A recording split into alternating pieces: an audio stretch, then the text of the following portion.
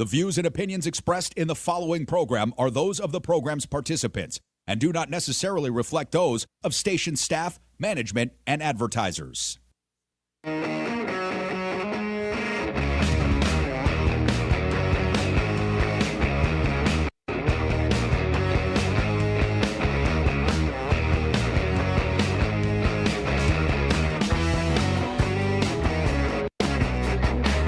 right, what's going on, everybody?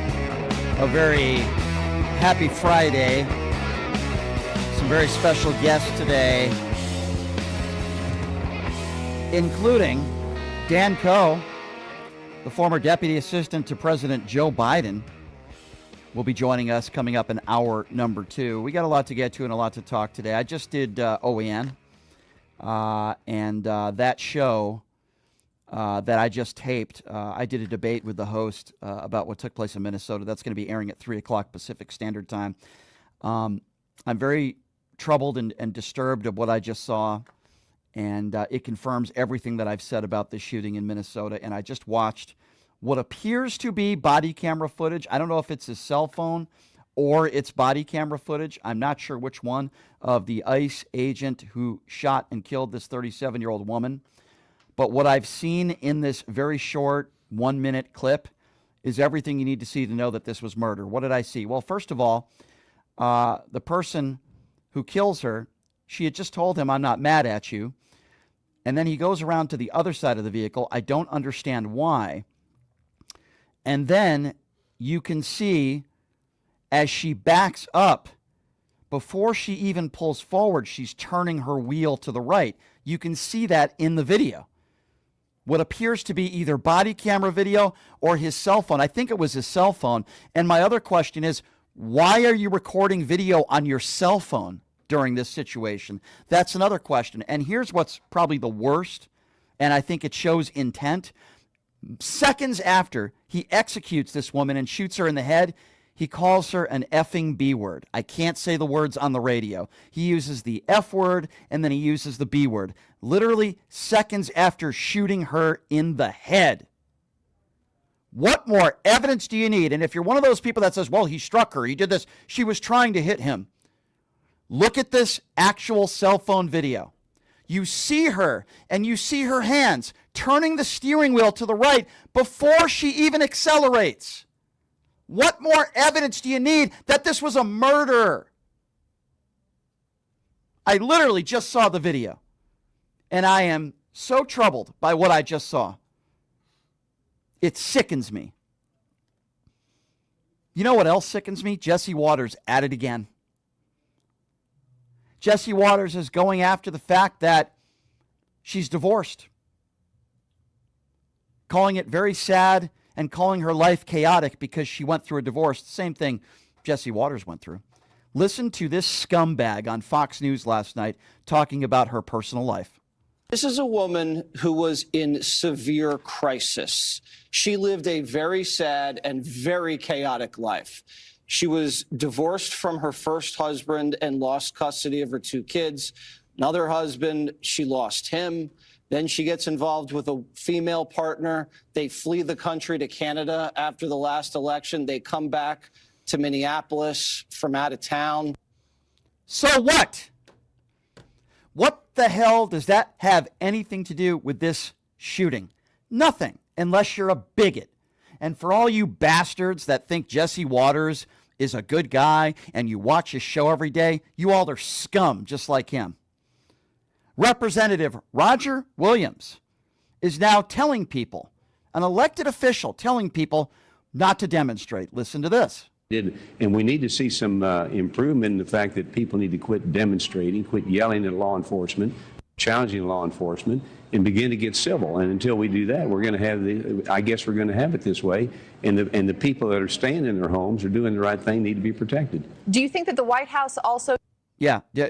First of all, what the hell did he just say? Stop yelling and stop demonstrating. Have you heard of your First Amendment rights? You douchebag. You horrific excuse for a human being. Have you heard about the First Amendment and freedom of speech? See, it's only freedom of speech to you right-wing imbeciles if you agree with what they're doing. But if you're peacefully demonstrating, Oh, you got to stop demonstrating. Stop yelling. Why don't you tell these ICE officers to stop yelling, you douchebag?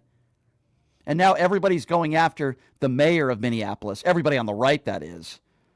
Oh, my God. I can't believe he said the F word. I just did an interview on OAN, and the host was like, those comments were terrible, the F word. Now, of course, I go back to Donald Trump and all the incendiary remarks that he's made. But I'm so glad that this mayor is standing up for himself. Listen to what he said when asked that question. Yeah, they stand by their statements. Do you stand by your statements? I stand by my statements. We stand by our statements. I'll look back to what I said. What I said was it was reckless abuse of power. Yes, it was a reckless abuse of power. I said that what the narrative that the administration was pushing in the immediacy following this shooting was garbage and false and BS. It was. I stand by every one of those. And, you know, this notion of inflammatory comments, I mean, come on, guys.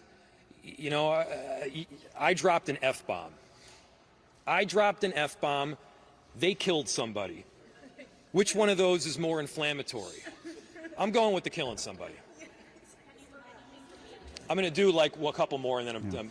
Yeah, so, yeah, I agree with the mayor. A mother was shot at point-blank range with stuffies, animal stuffies, spilling out of her glove compartment. Look at how deep down the rabbit hole these Republicans are willing to go. Oh, my God, the mayor said the F word. What about J.D. Vance, our vice president, who somehow is saying that if you're an ICE agent, you have immunity, which is, by the way, not true. It's a blatant lie, and the mayor explains that. Well, I think we got to get to a point here where we're not trusting everything that they're saying, and I think you guys are there at this point. I mean, I think he also asserted that because you work at the federal government that you somehow have absolute immunity from committing crimes. That's not true in any law school in America, whether it's Yale or Villanova or anywhere else. That's not true. If you break the law, if you do things that are outside the area of what your job responsibilities require, and this clearly seems to be at the very least, this is great. At the most is what you heard people say back here. This is a problem and it should be investigated. Couldn't agree with the mayor more. And, you know, it's interesting because Donald Trump says that this agent was run over. By the way, the agent wasn't run over. I've also shown you and put up on my social media pages this, what I would like to call a murderer, because that's what I think he is, taking a look at the scene afterwards, seconds after the shooting. We now know that he calls her an effing B word. Walking away casually saying, call 911, gets into his vehicle and drives away. He was not run over, and the mayor eloquently points that out here. I'm going to do like a couple more, and then I'm sure there's some other people behind me too. Yeah.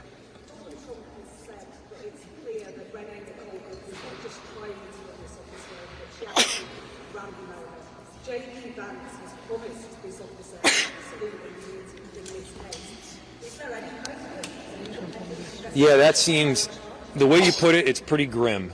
What you just said, and I think, to repeat for everybody, Donald Trump said that Renee ran the ICE agent over. Don't take my word for it. Don't take their word for it. Watch the video from every single angle. I mean, the ICE agent walked away with a hip injury that he might as well have gotten from closing a refrigerator door with his hips. He was not injured. I've seen worse injuries from doing that. And so give me a break. No, he was not ran over. He walked out of there with a hop in his step. And so we just got to get to the point where we're at least operating from, hey, this is like, we're looking at it on the video screen, this is what we're seeing, can we all see that it wasn't run over? And then, you know, yeah, J.D. Vance, this concept of absolute immunity is pretty bizarre. How concerning is that, though? Very concerning. It's extremely concerning. That's why we're asking for the BCA to be part of the investigation. Amen. And by the way, this new video that just came out, which appears to be cell phone video, from the killer, the murderer, as I would like to call him, proves everything that I've been saying and most reasonable people have been saying. You can see her completely turning her wheel to the right. If she was trying to strike the officer, why would she be doing that? Then you have the officer, not even minutes, seconds after shooting somebody in the head, calling her an effing B word. Why is he even recording with a cell phone? To me, everything in this short cell phone video proves that he's guilty, that he's a murderer. I got to tell you, I haven't always agreed with former governor of Minnesota, Jesse Ventura, but I've always liked him because I believe he's always been honest. And he's a war hero. Jesse Ventura, after walking outside of a former high school that he went to, the media were waiting for him, and he ripped Donald Trump a new one. Listen to Jesse Ventura, a man who risked his life for this country, who is now saying we're in a third world country and, of course, blaming the Trump administration. Have a listen to this. You want to know something? I'll give you a quote. We're a third world country now. You want to know why? I'm an expert. I've been to them. I spent 17 months in Southeast Asia while the draft dodger was playing golf, right? You know how I know we're a third world country? Because in third world countries, they have the military doing their police work in the cities when you walk around. I was in the Philippines the day Ferdinand Marcos declared martial law and went under dictatorship. We went from nobody to a guy with a machine gun on every corner. That's what happens in a dictatorship. In comes the military. That's what's happening here. And people better wake up to it. You want to read something? Then read your history of Germany and start comparing the tactics of what happened in 1930s Germany to what's happening here. Read history. You learn from history. Anytime you have the loss of life that needlessly happens, that's tragedy. And what occurred yesterday did not have to happen. I could not agree with Jesse Ventura more. Again, a guy that I've not always, agreed with. He is so right. And we should listen to what he is saying. Now, he's asked about Donald Trump and responsibility, and he is not afraid to call Donald Trump a coward. Have a listen to this. Message for Trump and or message for Governor Walz? Who was that? You mean the draft-dodging coward? I don't call him by name. He's the draft-dodging coward who, when it was his time to serve his country, he did what all rich white boys did. I wasn't a rich white boy. I grew up in South Minneapolis. Most of me and all my friends are Vietnam veterans. We had to go. But the rich white boys never had to go, did they? And he didn't have to go, did he? And yet he's going to tell me what courage is? That is so important. I love Jesse Ventura for speaking out about this. I think it's so important, and we want to get Jesse on the show. He's so right about this. Say what you want about Jesse Ventura. He served this country honorably. He doesn't even want to say Donald Trump's name, and quite frankly, I don't blame him because he's right. Donald Trump is a draft-dodging coward, and he is that rich white boy. Claimed he had bone spurs. Jesse Ventura was willing to risk his life for this nation, and we have to respect that, and he's right.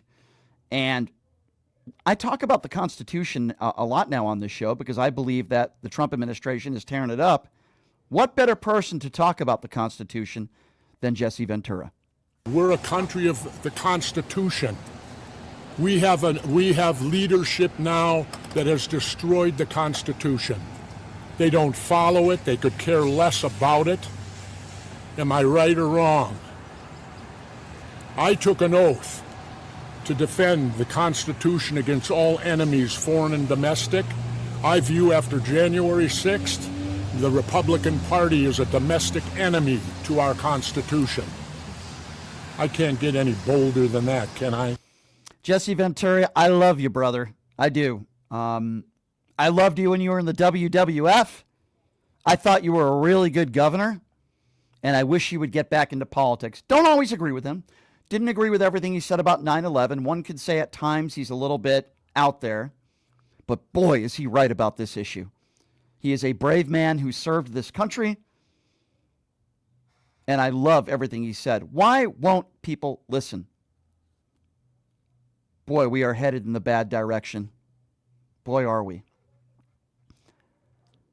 Now, there are ICE agents around the country that have very minimal experience. Some only 47 hours of training.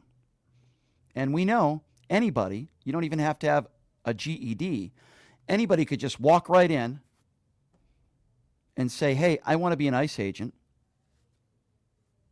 47 hours of limited training, and they give you all this power. Many of these people are ill-informed. They're uneducated. Yes, a lot of these people are Trump supporters. The two of those go hand in hand. But I'm not making this up. There are ICE agents all across the country that are unprofessional. They have anger management issues. They are mentally ill. Overuse of power. They scream. They yell. They push. And I want to play you this because a listener of mine sent me this. His family member was recording ICE and using his First Amendment rights to his displeasure of what ICE are doing, which, again, is not against the law. This person was not breaking the law in any way, shape, or form. And they say, well, you can't be following us. If you're not impeding an investigation and you're behind a vehicle and you're not impeding their way, that's not against the law. You can follow ICE. Now, I wouldn't recommend it, but you can follow ICE. That's not against the law. So these ICE agents get out of a vehicle, clearly unhinged. These are psychopaths. And they start swearing, screaming, and getting in the face of this person who was not breaking the law. Watch this. Today, we have your plate number. We saw you driving erratically, very dangerous to the public. How you doing? Good, how about you? Interfering with your operations. Not you at can all. be arrested Not at under all. 18 U.S.C. 111. Nope, not We will not arrest you. interfering. Not if you have been interfering with our operations. You were following us yesterday. Numerous Watch times. what you're doing, dude. Numerous times you've Not been interfering with our operations. Not interfering. Yes, you are. No, I am not. If you Never got in continue, front of you. you will be in handcuffs. You will be arrested. You will be 18 prosecuted. U.S. Code 111. Get that through your head, dude. That's a lot of numbers you just remember. Yeah. Good job. I'm not breaking the law and you fucking know it. Yes, you are. Not breaking the law you are. and you fucking know it. Never got in front of everyone, never. One more time and I will put you in handcuffs. Bro. One more time. Bro. Keep it up. Step the fuck off, you piece No, of shit. no, I'll Yeah. stand right here, pal. Okay. Right here all And day. if I fucking touch you, then you're gonna fucking arrest me. Right all day. Yeah, fuck you. You're worthless. Fuck you. Worthless. Fuck you. You are. Fuck you. You have no honor. Hold your fucking dogs back. Hold your fucking. So, obviously, there's a lot of swear words in there. Obviously, there's a lot of screaming and yelling going on, and it's very troubling. But what's more troubling than ever, at least in my estimation, is how unhinged these ICE officers truly are. These are people that have a lot of power. These are people that have guns. These are people that are law enforcement, whether we like it or not. You see how unhinged this individual is? Do you see how crazy and what psychopath lunatics some of these ICE agents are? And they are in federal law enforcement positions. That's what makes this more scary than ever. Like the type of ICE agent that shot this innocent 37-year-old woman. It's clear as day. Many of these people should not be on the streets. Many of these people should not even own a weapon, let alone working for federal law enforcement. They're unhinged. But these types of videos are being shown all over the country. It's not just in Minnesota. It's everywhere. They have anger issues. They can't contain themselves. They certainly don't know how to de-escalate. They do the opposite. And let's be very clear on this. The cell phone video of this ICE murderer has been leaked. It's all over social media now.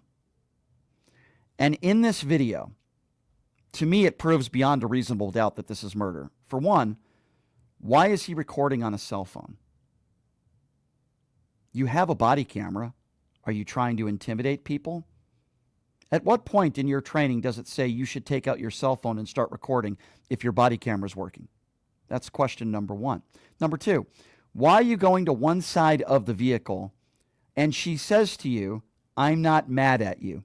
She doesn't seem hostile towards them in one bit, shape, or form.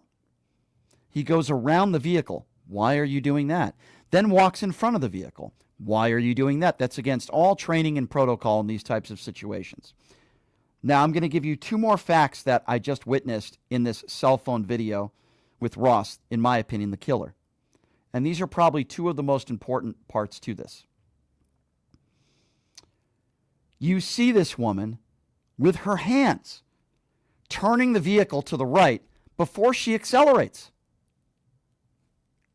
That is evidence that she's not trying to hit the officer, and she didn't. The officer was grazed on the hip, was not injured. She's turning the vehicle before she accelerates. That's very important to this case. And fact number two, he calls her an effing B word seconds after shooting her in the head. These are very important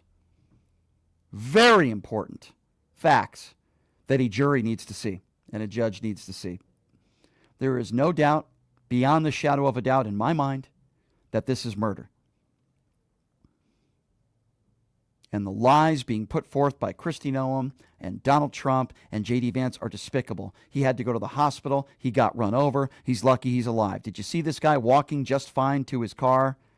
Gingerly, walking to his car, casually would probably be a better word, saying, hey guys, call 911. Then he gets into his little gold SUV and drives away, which is also against protocol, by the way. Right after an officer-involved shooting, this is literally less than a minute after an officer-involved shooting, he drives away. I wonder why. Everything points to the fact that this is cold-blooded murder. Whether she was intentionally trying to block the road or not, she wasn't. She was calling on cars to pass by in the last moments of her life. A nice officer approaches her vehicle and says, get the F out. Is that de-escalation? He tries to pull on the door handle. Now, I wish she got out of the car right there, because at worst, she would still be alive today, and maybe she would have gotten cited with a misdemeanor. But she didn't. It didn't mean she deserved to die. And then clearly, it goes against all the narratives being put forth by the right that she tried to run over an ICE agent. Just look at this cell phone footage, and you see her with her hands. Forget about even the tires. You see her with her hands turning the car to the right before she accelerates. That's why this is what we call murder. We have a couple guests that are going to be joining us in hour number 2, so that's why I want to open up the phone lines right now. This is the time where I want you to call in and speak your mind, whatever side of the issue that you're on. This is the portion of the show where we're going to take calls, because in hour number 2, we do have 2 guests that are going to be joining us, including, by the way, Dan Coe, who is the former deputy assistant to President Joe Biden, worked in his administration, and now he's running for Congress. So we'll definitely talk to him about this. Dan Coe joining us in hour number 2. The number to call if you want to be a part of the program is 702-221-7283. And again, that number if you'd like to be a part of the conversation, 702-221-7283. As we're discussing, I just saw moments before I got on the air, new cell phone video of this ICE agent who murdered this woman. And in that video, it is night as day, clear that this was murder. She says she's not mad at him. He walks around her vehicle, which is bizarre, recording on a cell phone, which is also bizarre. And then, as she tries to get away, because I would imagine she was scared, you can see her arms pulling the wheel to the right. You see it. She's pulling the steering wheel to the right, against every narrative bit put forth by the MAGA right that she somehow was attempting to hit this officer. She did the opposite. She was trying to get away. What type of human being shoots a woman in the face and kills her, and then seconds after the shooting calls her an effing B word? That is intent, ladies and gentlemen. We learned intent from that ICE officer, and we also learned intent from this innocent woman who lost her life. She was trying to get away. Tell me I'm wrong. Please, somebody tell me I'm wrong here. Try to argue against this. And Kristi Noem and Donald Trump and J.D. Vance call her a domestic terrorist. Screw you. You're the domestic terrorists.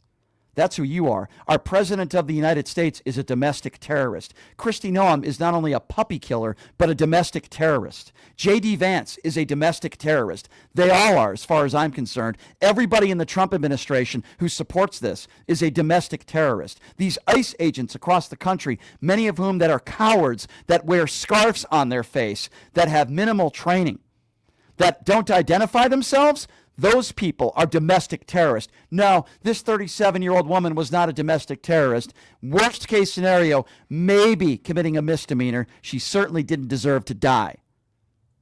702-221-7283. Call again, 702-221-SAVE. Let's go to Jason. Jason is first up on PTL. Hello, Jason. Jason, are you there? Hello? Yeah, hi, Jason. Go ahead. Yeah, go ahead. Hey, if you allow me, first of all, my heart is really that was a pretty young lady. That's somebody, like you said, that was dropping off. Could you imagine? I just couldn't imagine if that was my mom, me off at school, and then I get off school and they say, "Oh yeah, by the way, your mom's dead." But allow me this one little thing that I never realized until, and I want you to see it as see it what you think. In my lifetime, every Republican has created a mass amount of death. You got Ronald Reagan that created crack and AIDS. You got George H.W. Bush that did the Desert Storm. You got W. Bush with Iraq. And then you got Donald Trump with COVID and all the things he's doing. All I see, they say they love life, but all I see is Republicans causing death. What do you think about that? Well, here's what I would say in general terms, Jason. In my personal opinion, and I think you'll agree with me, the real terrorists are the ones that are in the White House right now and the administration. That's the first thing I would say. The second thing I would say, is they called her a domestic terrorist before they even knew her name. Jason, have you had the opportunity to see the cell phone footage that I was been talking about? Sir, I don't want to see it. I've seen enough death in my life. That's the last thing I want to see anymore. No, I understand. I understand, Jason, what you're saying. The only reason why I'm talking about it is because it proves to me, and thank you, Jason, for the call, by the way. I hope you have a great weekend. It proves beyond a reasonable doubt that this was murder. If you watch the cell phone video, and by the way, it doesn't show the actual shots going into her head, thank God. I don't want to see that either. But what it does show is intent by both parties. It shows intent by this officer for antagonizing. He was the one that was antagonizing and recording with his cell phone and walking around the vehicle. There was no reason for him to do that. And number two, he calls her an effing B word seconds after shooting her in the head. And just as important, if not more, is you see that she is turning her vehicle with her arms before she accelerates. So the idea that she tried to hit him or she tried to run, it's completely false. It's a lie. Everything in that cell phone video is enough to me for a judge and a jury to decide that, this is enough to press charges against this guy. Thank you for the call, Jason. And for those of you that haven't seen the video, please watch it. And I want to hear your thoughts on it. CNN is now commenting and playing it for the first time. 702-221-7283. Let's go to Rebecca. Rebecca is next on PTL. Hello, Rebecca. Hi, Brian. Happy Friday. Kristi Noem, this regime, JD, they're mommy killers. That's my new hashtag, mommy killers. Yeah. Murderers. Yep. And I spoke to my daughter yesterday. She has a friend who lives in Minneapolis. He's an ex-combat veteran. He lives 10 minutes from the scene. He says he's scared to even go outside unless he's going to work, and he's an EMT. He says he feels like it's going to be civil war down there any minute. Well, that's what I talked about yesterday, and I'm really sorry to hear you say that. And that was my Here's my issues. Now, we're not even in the middle of the week anymore, right? We're headed towards the weekend where a lot of people are off, and I would imagine there's going to be bigger crowds there this weekend. I am begging people. I understand why people are so angry. Heck, I'm angry, okay? I might go to some of these protests in Vegas this weekend. We had some peaceful protests last night on Fremont Street. I'm pleading with people, please don't be violent, because more people are going to get hurt. Please don't do that. I understand the frustration. I'm on your side. Please trust me. I'm on your side. These people are domestic terrorists, these ICE agents. Some of these people, they're horrible, but please don't be violent. I don't know if I'm afraid it's inevitable. I wish that wasn't the case. I understand, but we have to call that out. And we can't have violent people there, and there'll probably be agitators as well. All I can tell you is after watching this cell phone video of this murderer, beyond the shadow of a doubt, I think that's enough evidence to prosecute him and to press charges for first-degree murder. I mean, I got to tell you right now, what the hell is he doing recording on a cell phone? That's number one. What are you doing recording on a cell phone? What are you doing? That's number one. Number two, why are you circling around the vehicle? Number three, the narrative put forth by the right. Almost everybody on the right. She tried to run him over. J.D. Vance, Donald Trump, Kristi Noem. Watch the video. Before she accelerates, she's turning her wheel way to the right. It goes against everything that they've said. Now, I believed that this was murder when I saw all the other videos the last couple of days. I still thought it was murder. After watching this cell phone video, it's beyond a reasonable doubt. It's not even a conversation for me anymore. Will he ever get brought up on charges, though? I just had this conversation on OAN before the show. And the host actually agreed with me and I got the host on OAN, which is, by the way, an accomplishment. I had the host on OAN agree with me on two very important points. Number one, there needs to be an independent investigation. He agreed and he also agreed with me that there probably won't be, and that's the fault of the Trump administration. So at least I got somebody on the right to agree with me on a national network. The answer is no. I don't think there will be an independent investigation. You know why? Because I hope her family sues for wrongful death. Yeah, I hope so too. But unfortunately, it's not this officer that's going to have to pay the price for it, my dear. I do appreciate your phone call. 702-221-7283 is the number to call if you want to be a part of the conversation. 702-221-SAVE. Let's go to Scott. Scott is next up on PTL. Hello, Scott. Hey, how you been? Good. Give me a couple minutes. I want to teach you a little. In 1923, Hitler did a minor coup. He tried to take over the government by force. It was called the Bear Hill Putsch, and they put him in jail for 5 years. In that 5 years, he wrote a book called Mein Kampf. By 1932, he convinced Germany to vote for him and put him in office. And then he convinced the chancellor, I believe it was Hindenburg, who was dying, to make him the chancellor. And then he got the Congress of the time to give him absolute power. He didn't actually want to he didn't want to kill the Jews at first. He wanted to deport them, and he blamed them for everything wrong with Germany, why they lost World War I. And so he demonized the Jews. And in 1938, they had something called Kristallnacht, where they went to all the Jewish businesses and blew out the store windows and everything. And how did that work out? And the short story is he ended up killing a bunch of Jews, and Germany was devastated. And I'm sure a lot of people were wondering, why the hell did they vote for that guy? Well, this is what's happening. Yeah, this is what's happening here, right? This is what's happening here. I am happy to say that there is a GoFundMe that is set up for the family that's over $1 million. Now, this is one GoFundMe page that I completely 100% support. I hear what you're saying, sir. I don't discount what you're saying. I don't discount.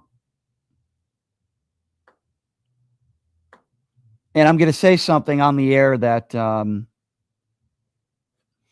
pains me to say. Because to this point, I have not liked people that have made comparisons to Adolf Hitler and Nazi Germany, and I've kind of gone against that. But in this aspect, I will say this: not only do I understand, but I believe we could be headed in that direction. We have ICE agents all over the country the vice president of the United States said immunity, which is not true. And I'm really sad to say that I can understand why people now reference that. I mean, I played Jesse Ventura. So, sir, I understand what you're saying, and I'm not discounting what you're saying. What country are we living in now? Make no mistake about it, it starts with Donald Trump. If Donald Trump is never elected president, this 37-year-old woman would still be alive. By the way, Ashley Babbitt would still be alive today, too. 702-221-72. It really pains me to say that. 702-221-7283. Let's go to Joseph. Joseph is next on PTL. Hey, Joseph, what's going on, man? Hey, Brian. All right. Here's my piece. Hearing about what happened yesterday goes to show that this is what Trump wants. He wants the ICE agents to intimidate women and also teach the children an example of what happens if they try to defy them. And can you imagine the children of that woman who got shot was going up in school, and MAGA Republicans are going to have their kids in the same school. Can you imagine what the kids are going to say to those children who lost their mother? Yeah, and you know what? Go ahead and call him a Nazi. I really don't care anymore. I've had it. I really don't care anymore. I'm not going to attack you for calling the president a Nazi. I'm going to be on your side and say, understand, I've had it. When you defend this kind of behavior, murdering people on the streets, and immediately saying that they are the domestic terrorists, the innocent people that are getting killed, you are a Nazi. I'm going to say that right now. You are a Nazi. And if right-wingers out there want to play what I'm saying over and over again, go ahead and you can kiss my ass. I don't care. When you defend murderers, which is exactly what they are doing right now, you're defending murder, you are a Nazi. Because that's what Adolf Hitler did. Now, it might not be 7 or 8 million people, but one person is too many. What's next? So I agree on that. I've had it. I've had it in being the nice guy. I've had it. I'm done. Quite frankly, this is only going to get worse. We need to step up. We need to call this behavior out, and this officer needs to be held to justice, and he needs to be charged immediately. I agree on that too. Why, if he didn't do anything wrong? Can you find me any officer involved shooting where under a minute, where the officer did nothing wrong, he takes his gun, he walks to his vehicle and tells his associates to call 911, and he leaves? Can you find me one officer involved shooting where that immediately took place? Even in Ferguson, that didn't happen. The officer was there for about 15 or 20 minutes while people were screaming at him. But this guy I agree. This guy gets into his SUV, tells some of his coward ICE associates to call 911, calls her an effing B word seconds after shooting her in the head. You know what? You know what that reminded me of a little bit, even though obviously race wasn't a factor here. Do you remember the Ahmaud Arbery case? Do you remember that, right, Joseph? Oh, yes. I saw that. I remember that one. And do you remember George Floyd? Yeah, of course. Do you remember in the Ahmaud Arbery case, the seconds after they shot that innocent black man, the son called him the N-word? Do you remember that? And they used that in a courtroom. Why? Because it shows intent. This officer called her an effing B word. It shows intent. He wanted to shoot somebody. Clearly, the guy has major issues. That's intent. Also intent. When the woman steers her vehicle to the right, and you could see her hands steering the vehicles to the right before she even accelerates. It goes against everything that MAGA has been saying over the course of the last 48 hours. Everything. I know. I agree with that too, because now the worst thing that makes me upset the most is the FBI is going to be in charge of the investigation, and since it's been run by Kash Patel, because knowing him, he's going to rid of all the evidence to make sure that they're going to say it's self-defense. But to me, I don't see that self-defense. That's just plain old murder. I agree. Joseph, have you had a chance to see the cell phone footage? Oh, I saw that too. What did you make of that? That is a cold-blooded murder. I mean, knowing him, he thinks, and he's going to go over there, and he's going to go back to his car and drive away like he thinks nothing's going to happen. I mean, can you imagine if his kids go to the school and what they're going to say to the children of that woman who got murdered? Do you agree with me? That's the nail in the coffin. I hate to use that terminology, but for lack of a better term, but that cell phone footage to me says everything you need to see, right? It shows everything. Right. Yeah, it shows everything you need to see. Joseph, I appreciate your call, my friend. Have a great weekend out there. 702-221-7283 is the number to call. Let's go to Adam. Adam is next up on PTL. Hi, Adam. Hey, how's it going? Good. What's on your mind? Good. Well, the thing is here, my niece goes to Roosevelt High School, and that's where they did the interview of Jesse. Oh, Ventura. Yeah. Oh, wow. That's interesting. Yeah, Jesse Ventura was walking right outside the school yesterday, right, Adam? And exactly. Yeah. Yep. Yeah. Interesting. So that's the school that they went to when they started harassing teachers and students right after the murder happened. Oh, that's so horrible. What do you make? What do you make of Jesse Ventura? Because I thought what he said was great. It's spot on. Yeah, he was great yesterday. I thought he's a smart man. I haven't always agreed with him, but I thought he was a pretty good governor and everything. Absolutely. Yeah. And now my nieces, I mean, all over Minneapolis, all the schools are closed. And I mean, if you just kind of think about it it's like our schools are closed in Minneapolis to protect our kids from the U.S. government. Yeah. What do you tell? Can I ask you a question, if you don't mind me asking? Yeah. What do you tell your kid? Obviously you live in that area where everything's going on. Like, what do you tell your kid? How do you explain that? I mean, it's like, geez, do you want to have everyone just be homeschooled from now on? Yeah. Well, not to mention the gun violence, not to mention that our kids being gunned down in our schools, and now we got to worry about ICE. Listen, I'm not saying that every ICE agent is a domestic terrorist. Oh, no. But what I am saying is there are quite a few that are. And when you only have you only need 47 hours of training. That is a joke. You need more training to be a crossing guard. 47 hours of training to have a gun, weaponry, and JD Vance is saying they have immunity. No, they don't. No member of law enforcement has immunity. What is he talking about? It's pitiful. Yeah. It is pitiful, and I'm just saddened to. I don't know. It's crazy. This is where I grew up.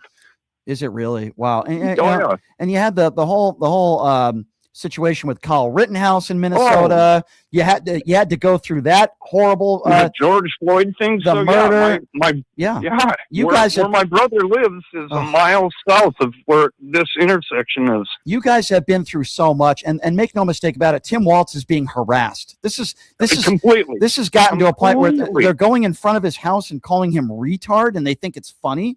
This is harassment, and now we have this incident there. Enough is enough already. When are we going to say enough is enough already? We got to get this SOB out of office. Donald Trump impeach his ass. Kristi Noem needs to be gone already. She is an embarrassment to the country.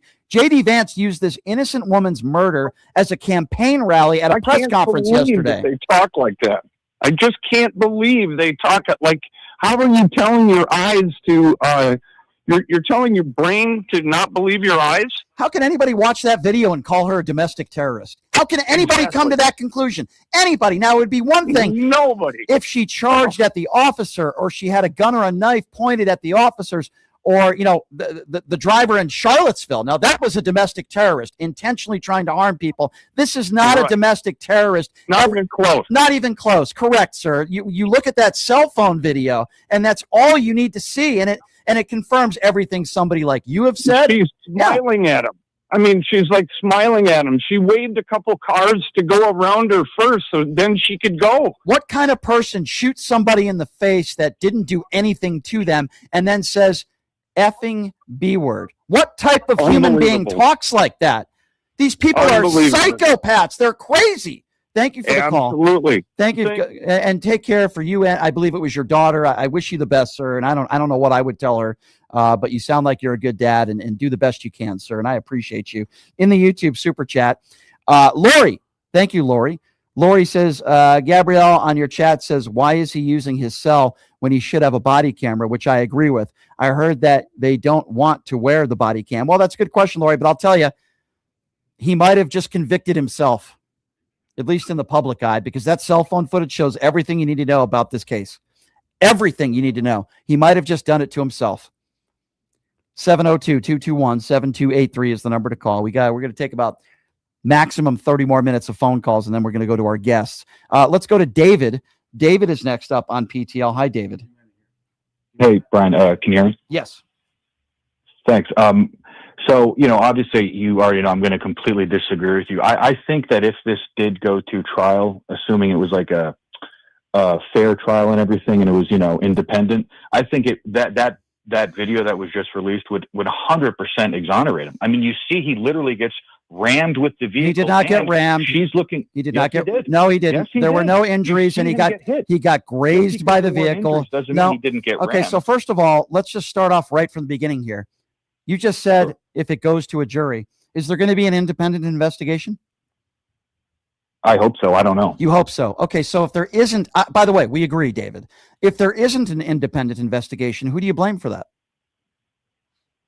Well, I guess it would depend on who has the investigation. No, who has the investigation? You're asking me? I believe what, the FBI? Christy Noam and Cash Patel. So hold on. Under her, David, sure. David, just hear me out on this, okay? Sure. And you're right. Yes, it goes to Christy Noam and Cash Patel right now. If there's no, so let me ask the question again. We agree. If there's no independent investigation, who do we blame? I would blame, Christy Noam. Okay. I would blame her because I don't believe under her it would be a fair investigation. Fair enough. I agree. And if you don't want Tim Walz and you don't want, local state officials and I don't want them either. I don't think they would be fair. Well, do you think they'd be fair? Well, whether I agree with that or not, I'm okay but with do you think they'd be fair? Do you think they would be fair? Like Jacob Fry, whatever his name. I have think no. That'd be fair I have. his I have. Jurisdiction? I have no reason to believe that they wouldn't be fair, and I do have reason to believe that Christy Noam and Cash Patel. Brian, come on. But the guy called let's him. Just the say, guy called him a murderer. Okay, but hold on. It's irrelevant. Who did? Who called him a murderer? Well, I believe Jacob Frey called him a murderer. He did not. Called him. No, he did not. Well, he said this was an abuse. Well, no, what you're saying is not true. We need to be factually accurate. He said abuse. Okay, you're right. First of all, hold on. Mistake, he said he believes it's an abuse of power. By the way, the mayor wouldn't be investigating. So hold on. Let's just agree to disagree on that. We agree. Let's focus on what we agree on here. Fair enough. Okay, there should be an independent investigation. I could not agree with you more. David, 99% sure there won't be. And the reason why there won't be, and the reason why there won't be, is because of Christy Noam and Trump's administration. That's wrong, David. Yeah, I agree. It's wrong. Yeah, we're in agreement. So look, okay, I agree with that. But what I'm saying is, I remember it was either yesterday or the day before you were saying that, the woman was probably scared. Well, that ended up not being true because you look at her face in the video, she's smiling and she sees the officer as she drives. Okay, so that's so also, okay, so hold on. I wouldn't be smiling either in the seconds when an officer pulls out a gun on me. That's number one. Number two, did you watch the cell phone footage? Recorded from the guy who shot her? Yeah, I did. Okay. What part of that video makes you think that this was self-defense? Let's start from the beginning. Can you please explain to me? Let's just go through the video. I'll go through the cell phone video with you, point by point, okay? Why is he recording on a... Well, he had a body cam. If he didn't have a body cam... Even if he... Okay, but in what portion of training, when you're in law enforcement, even if you don't have a body cam, what portion of your training during a traffic stop or any situation does it say you should take out your cell phone, use one of your hands, and start recording? Is that proper training? I don't know what their proper training is. Okay, so David, I've learned it. Okay, hold on. If he didn't have a body cam, he probably wanted to record just to, show his side of the story. Okay, but David, no training tells you that you grab one of your hands, because you need both of your hands, right? To record on a cell phone. The point I'm trying to make at the beginning of this video, right off the bat, he's breaking protocol. Okay. Can you explain? I agree with you. Okay, good. Let's just go through it one by one, and it's okay if you disagree with me, but let's just go through it. Point two. Why is he circling around a vehicle? In every training skilled class that you take in law enforcement, what I understand, you don't walk to the back of the car, and you certainly don't walk to the front of the car. Can you agree that that was also another mistake that he made? Yeah, the guy made a lot of mistakes. All right, okay, hold on, let's go by it. Okay, fair enough. Okay, so we agree on those first 2 points before even the shooting happens. Point number three, You hear the officer. By the way, we heard this in the other videos. So get the F out of the car. Then he pulls on the car door. Instead of saying get the F out of the car, do you think that? Well, let me start here. Is that a de-escalation tactic, or do you think maybe he could have approached the vehicle better? Well, it is not a de-escalation tactic, okay, so he shouldn't have said that. Okay, so that hold on. He did say get out of the car. Okay. There are ways of handling. Okay, there are de-escalation tactics. Hello, ma'am. How are you? I'm Officer blah blah blah blah blah. Hey, here's the issue that we're in right now. I'm not even a trained ICE agent, but I was ma'am, here's the issue we're in right now, right? We're trying to conduct if they were trying to conduct an investigation, all Christy Noem has said is they were trying to get someone out of the snow, which we know is a lie. Let's just assume for a moment they are investigating something. Let's just assume that. We don't know that. Ma'am, here's the deal, right? We need to get you out of the road because you're interfering in our investigation. If you don't get out of the road right now, then we're going to be forced to arrest you. Okay. That's de-escalation, not get the F out of the car. Okay, so we agree that they've already made 3 mistakes before any shot is fired. Point number 4. And listen, I agree. She probably should have gotten out of the vehicle. She'd still be alive today. But a misdemeanor doesn't mean you kill somebody. So let's go with the point. She backs up. Can I just say one? I just want to. Here's the thing. Okay, yeah. I'm sorry, David. I'll let you go, but I just want to let's go to point. Fair enough. Yeah, okay, but I just want to go to point 4, and I want to get your opinions on everything in this very short cell phone video. Number 4, she backs up her vehicle, and in the video, it's blatant proof. You see her turning the tires before she accelerates. Right. Now, I understand there's snow on the ground and there's sliding and all that. I get that, but you see her. Well, that can play a significant factor. Okay, but here's the thing: we're talking about intent. Agree with that? That can play it. But if we're talking about intent, which is what JD Vance was saying, they're inferencing the point that she was intentionally trying to do something. That completely goes against that narrative because, as you saw in the cell phone video, okay. So can we agree on that? Number 4. Well, yeah, but look, I don't think that this woman wanted to hit him or wanted to kill him, but she still did with the several thousand-pound vehicle after ignoring the orders. And again, point point number 2, which we agreed upon, proper protocol. That is why they don't tell officers to get in front of a vehicle in a situation like this. So we don't have situations like this happen. He should have never been in front of the vehicle. That is his fault for being in that position. Here's the thing, but their improper protocol doesn't justify her recklessly hitting him aggressively. She wasn't. With her car. First of all, she turned her vehicle to the right before she accelerated. That is a huge part. That is a huge part of this. Yeah, I agree. It's a huge part, but she still hit him. And hit him very hard. Okay, she did not. Angles, she was. Video. There is no. Okay, so first of all, if she quote hit him hard, I reference you to the video seconds after the shooting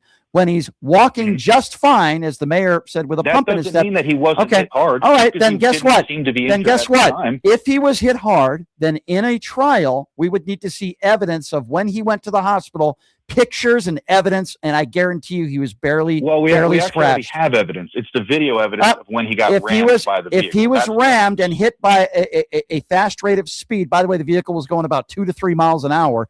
If he was hit at a high rate of speed, there would be bruising. So again, if charges are filed, which they should be at a high rate of speed, sure, but you're drawing conclusions that you can't really draw. No, I don't know that this guy wasn't injured. The guy wasn't. Okay, so here's what I do know. The guy was walking at a normal rate of pace. He didn't appear to be in pain. He was walking back to his car, and he casually was walking back to his car. And by the way, we didn't even get to this portion of the video yet. After the first shot, the second and third shots are from the side of the vehicle, which I've already talked to you about. Let's move on from that for a moment because that's indisputable. What about seconds after the shooting, calling her an effing B word? What do you think about that? She just hit him with her car. Oh, now you're excusing that. Okay, right. She hit him with her car. Okay, are you denying that? Yep. So first of all, he was grazed by the vehicle, and if you think that he was run over, which by the way he wasn't, he was not run over like the president of the United States said he was run over. So you have already self-admitted to me 5 or 6 breaks of protocol and proper training where this ICE agent made a bunch of different mistakes. The only thing you're referencing to me is after agreeing that she was turning her vehicle to the right before she accelerated, she might have grazed him on the hip. That is not okay. No, this is not a might, Brian. Okay, it's literally video. The thing I'm referencing is the most important part of this entire situation. So here's the thing. Hit him with the car. So here's the thing. That is not defense of deadly use of force, and it certainly is not a defense of shooting somebody through the driver's side window twice when you're on the side of the car when she's trying to get away. David? Yes, it is, because he No, felt it's his not. life was threatened. No, so let me get this right. He would be found innocent. Let me get this right. Let me get this right. Say. You think he was fearful of his life as he was on the side of the vehicle as she's driving away? He wasn't on the side of the vehicle. Yeah, absolutely not. Here's what no, you're wrong. Here's what I would reference you do. Go to the New York video. Go to the I did. I've watched many videos, David. So reference the New York Times, who went through it point by point, the moment and the exact location of where he was when the shots were fired. There's a reason why the New York Times had a private meeting with Donald Trump last night. Notice how he hasn't tweeted anything about it today specifically. Geez, I wonder why. Because the New York Times told him he's wrong. I mean, I'm not. Look, I already agree that anything under him is going to be biased. You're making a separate argument. I'm not. I agree with you that him and Kristi Noem, they're not going to treat this fairly. I mean, they should. Obviously, they won't. But that has nothing to do with the fact that I'm saying the woman disobeyed orders, looked directly at the officer when she hit him. She wasn't looking away. She turned the wheels. I agree with you, but she still looked at him when she hit him with the front of her car. Guess what? That most officers would tell you that is not a defense for deadly use of force and shooting her in the head when he's on the side of the vehicle through a window. I'm sorry, it's just not. So we'll agree to disagree on that, David, and I do appreciate your phone call. I appreciate the fact that you have to listen to yourself, David. You just self-admitted that this ICE officer and these ICE officers broke 5 or 6 protocols and proper training techniques, 5 or 6 in a span of like 20 seconds. And because one officer was grazed on his hip, not injured, there's no evidence that he was injured, because he was grazed on his hip, that is a defense for shooting her in the head? No, it's not. I appreciate your phone call, David. 702-221-7283. Let's go to Pam. Pam is next on PTL. What's up, Pam? Hi. Yeah, you got to lower your radio for me, Pam, please. Okay, I'm walking away from it. I'm sorry. Okay, go ahead. Yeah, I was just listening, and I two things. The first thing is, if you watch the video, that officer never puts his cell phone down, even when he's shooting her. Yep. He still has the cell phone in there. So he's making a murder movie. Yep. He's filming her being executed. That's my opinion. I don't know how else you could say it. Yeah. Yeah. And he thought of it after the fact. So listen. Yeah. So listen. I agree with you. So this guy who just called up is saying a jury would find him innocent. He's already just admitted that there were 5 or 6 breaks of protocol and proper training techniques of ICE agents in a span of like 20 seconds.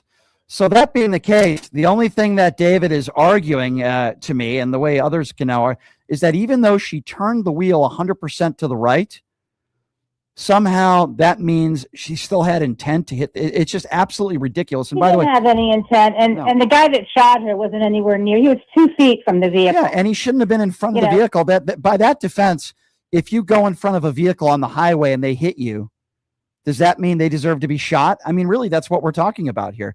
The way he was circling around the vehicle, my husband was a former FBI firearms instructor. Yeah. And everything that this guy did was incorrect.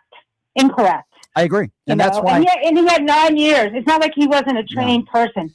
He has 9 years. And that's why, you're right. And that's why there needs to be an independent investigation. But the Trump administration, Kristi Noem, Kash Patel, will not do that. They won't do it. There is 0% chance they will charge this guy with anything. Courtney's next. Hey, Courtney, what's up? Hi, well, I just want to say that last caller was idiotic. I mean, those type of people, you can watch a video and then make a whole scenario up. He would have been the type of fool that would have watched the George Floyd video and claimed that George was punching the officer back. He was idiotic.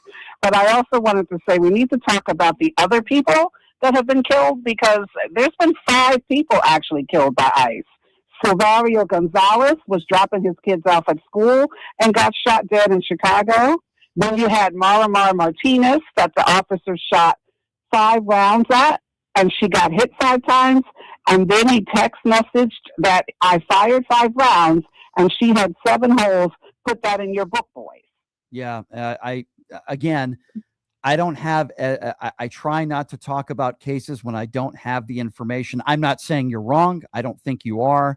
Clearly, this is an issue that is going on not just in Minneapolis, but across the country. I agree with you. It's why I've called out these ICE agents. They are unhinged. There are unhinged ICE agents that are trigger happy all over the country that do not know how to de-escalate. In fact, they do the opposite. So I agree with you. And a lot of these people are the real domestic terrorists, not this poor, innocent 37-year-old woman. Yes, I wish she got out of the car. Yes, I wish her wife wasn't screaming at officers. That didn't help the situation any, but she was, again, her First Amendment constitutional rights to do so. At worst case scenario, this woman was committing a misdemeanor. She didn't deserve to be murdered. And I'm going to tell you something. I believe that cell phone video is going to put even more pressure on Chris. I'm not saying it'll work, but it's certainly going to put more pressure and going to raise more tensions. It's clear as day what this officer did. It's clear as day. Yes, and I believe we need to all stand up and be in the streets in the millions, because I'm pissed off that our Congress isn't doing shit. You have Trump out here now saying that the only thing that will stop him is his mortality from doing anything he wants to do around the world, including, say, Greenland. We've got to stop this maniac. He's a psychopath, a criminally insane, malignant narcissist who is going to start World War III to keep us from seeing what he did in those Epstein files. I agree. I could not agree with you more. And this is, again, another big distraction from the Epstein files. First, they go into Venezuela, and now we see what's going on in Minneapolis and the whole Nick Shirley stuff. I hope Nick Shirley's really proud. It's unbelievable. We go to the YouTube super chat. Jay Kongak says, you mentioned Kyle Rittenhouse. Do you know he wanted to drive to Minnesota and protect the morons known as ICE? Complete idiot. Yeah, he's making jokes about it on social media. He's obviously a despicable human being. So, yeah, I'm with you with that 150%.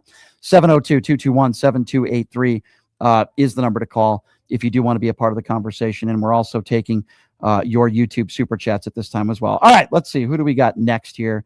It's 702-221-7283. Let's go to Debbie. Debbie is next up on PTL. Hello, Debbie. Hi, Brian. I was going to say something, and it just went off. My brain went away. Well, you know what, Debbie?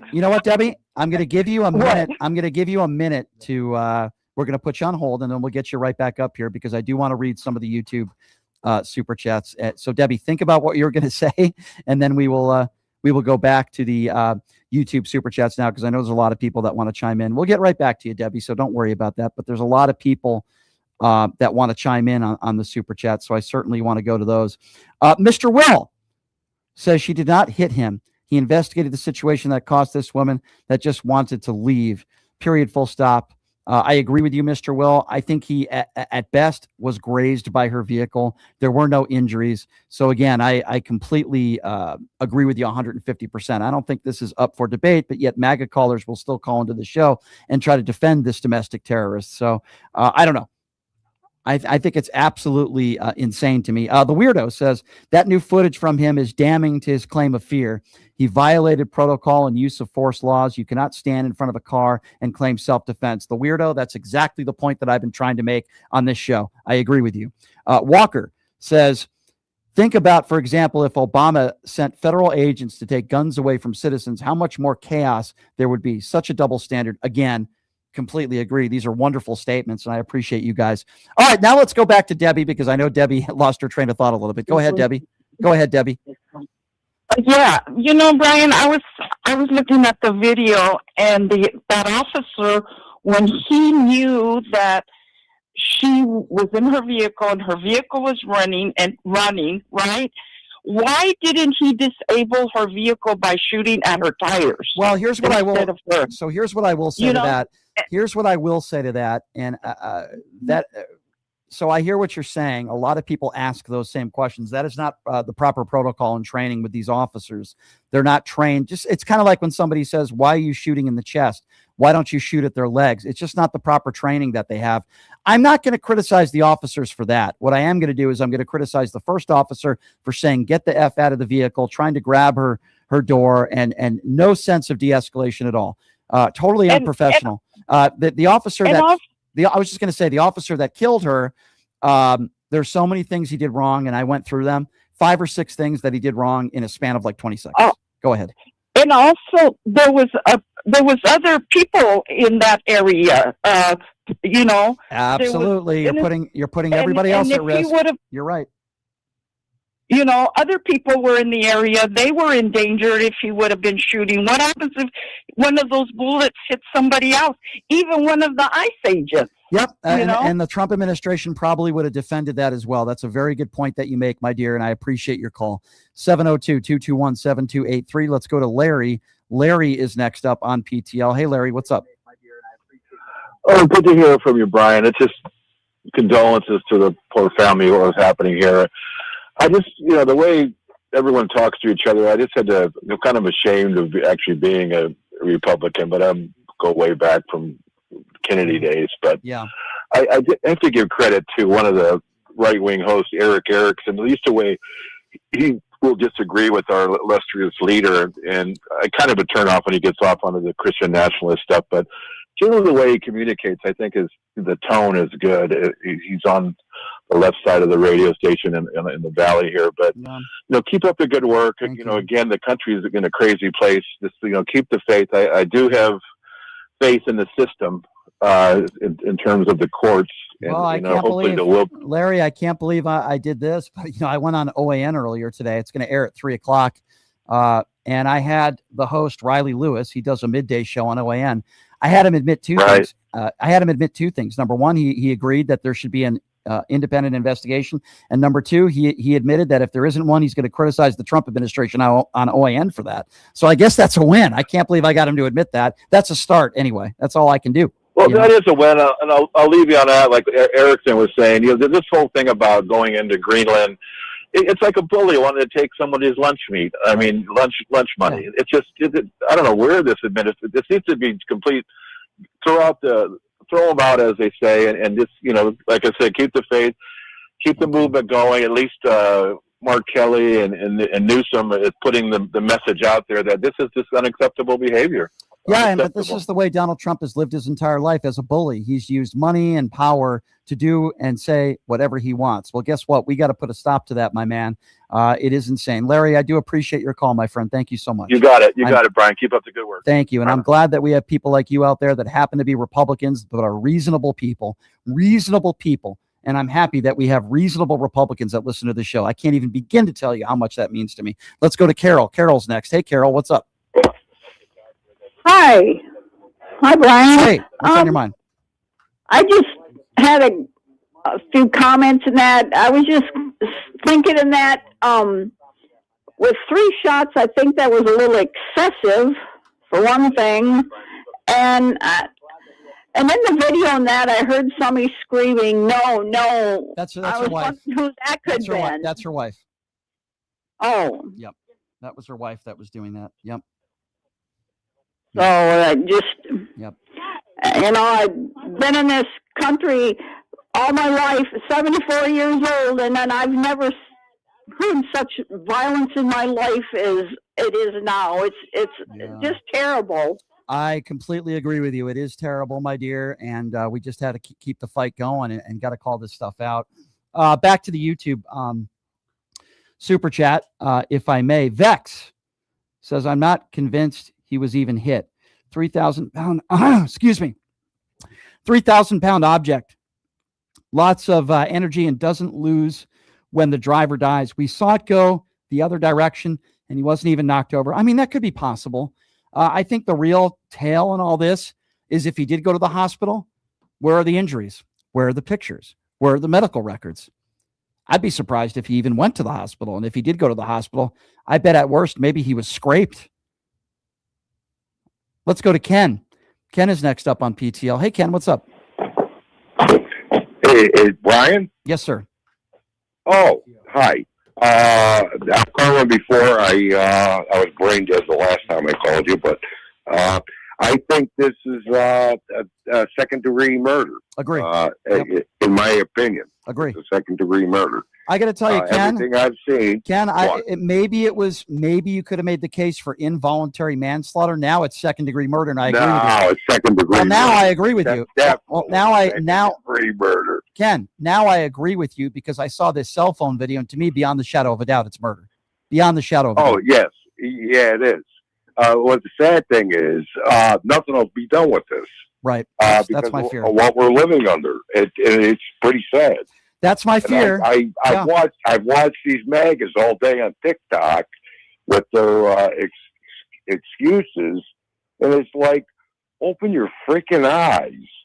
I mean, how can you dispute that? Ken, I got an answer. Ken, if you listen to the show, you know I say this before and I'll say it again. If Donald Trump was on video molesting a child, many of these people would still support him. So you think they're going to take the truth? No. Do you think they're going to take the truth narrative on this? Of course not. You could have ICE agents executing people on the streets tonight, and they would still defend Kristi Noem and Donald Trump. They're sick people.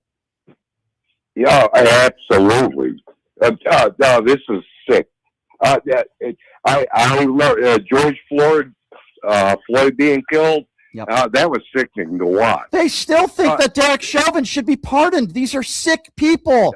They think Derek Chauvin, they're saying George Floyd died of a drug overdose. People that I have to debate on Pierce Morgan, like Michael Knowles and Ben Shapiro, they think that he died of a drug overdose, and they want Derek Chauvin. This is a guy that was convicted for murder in a court of law. You can't talk to these people. They're insane. They're psycho. These people. Absolutely. Derek Chauvin did murder that guy. Of course, it was proven in a court of law. Proven. He was smirking when he had his friggin' knee out his. Sir, you're not going to get an argument from me. I agree with you. I got to get to the phone calls here. We have a few more minutes. Beverly's next. Hello, Beverly. Hi, Beverly. Go right ahead. Oh, hi. How you doing? Good. What's on your mind today, Beverly? One statement. I have a problem with the Republicans being all up in arms with the mayor of the city saying, "Get the F out of my city," when they don't have any problem with the ICE agent saying, "Get the F out of the car." That's a good point. So that's, yep. But also the other thing is, I'm wondering if you saw I saw an interview like on Air Force One, I believe. It looked like it was on an airplane. And someone said to Trump, you've done this in Venezuela, taken the president, but yet we've seen no clear plan of what you're planning on doing with them, and now you're still talking about taking over Greenland. Like, it's insane. Is there anything to stop you? No. And he said, "My own morality." Huh. Now, he has no morality. No, we all know that. We all know he has no moral compass. Yeah, that's for sure. I think he meant my own mortality, which means he's not going to stop until he dies. That might be the case, and I think that's the only way MAGA stops, so I completely agree with you. Thank you for your donation, Kim. Kim says, yelling into Mike is vibrating our sound in ears. Please correct. I'll do the best I can, Kim. Sometimes I do get a little bit of passionate and I scream, or maybe it's the microphone. I don't know. It could be a combination of the two. I want to get to a few quick calls, and then we have to get to our next guest. Let's go to Darlene, the MAGA Destroyer. Darlene, what's up? Hi, Brian. I'll make it quick. Brian, I saw the most despicable thing today and yesterday. There is an ICE agent at one of the girls' memorial in Minnesota. Brian, This dude is literally jumping up and down, stomping on some of the things that people had put on her memorial. Yeah, I saw an ICE agent do that. There's video of that ICE agent doing that. If we were living in normal times right now, that ICE agent would be immediately fired. But they probably will commend that ICE agent, what Darlene is talking about. There was a memorial for this woman, and you see an ICE agent kicking stuff in the memorial and then screaming at somebody that's saying, "Hey, what are you doing?" Yeah, that ICE agent should be fired immediately. But, they want people fired for saying incendiary things about Charlie Kirk. But when an ICE agent stomps on that in that situation, they're totally fine with that. Darlene, I agree with you. It's terrible. What would have happened if it had been Charlie Kirk memorial? Yep. You're right. And one more thing, Brian, why did they take the state out of the investigation? Yeah, well, that's no, also. They're not letting the state be in the investigation of this murder. They did that because they're hiding something, my dear. That's exactly why, Darlene. I appreciate your phone call. Let's try to get to one more call, then we have to get to our guest.